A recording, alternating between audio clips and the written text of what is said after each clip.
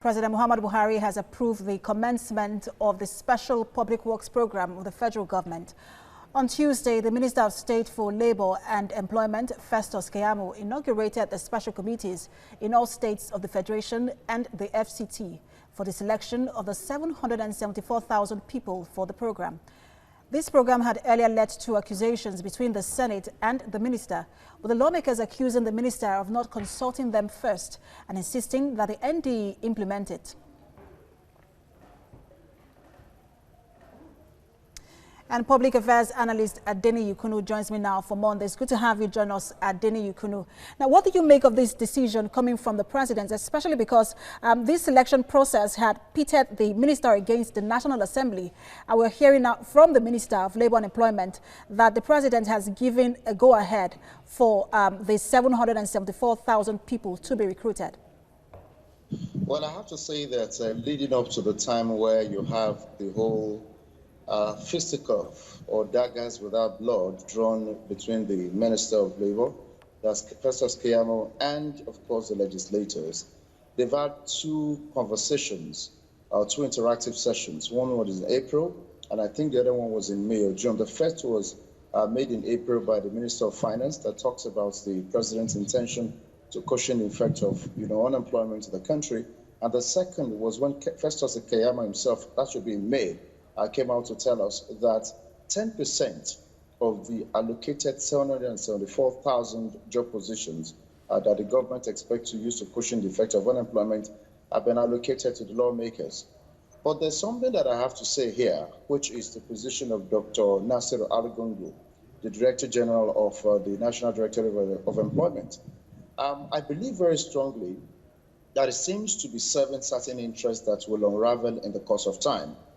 His agency is actually the supervision of the Ministry of Labour and Employment. And I know for a sure that before the session they had with the lawmakers, they must have had some meetings. So the reason he completely denied not having an idea, don't forget, he has actually spoken with the press twice. The first, he said, of the 20-man committee set up, he knew 8. At the second session that he had with the media, he said he doesn't know any of them. So when a man resorts to double speaking, I can actually begin to wonder what he wants to achieve. But importantly now, it's an executive position. And before this time, they have actually had conversations with the lawmakers. And the reason we are in this quagmire of sorts is because they said he raised his voice against them. And that they insisted that he apologized, which he didn't do.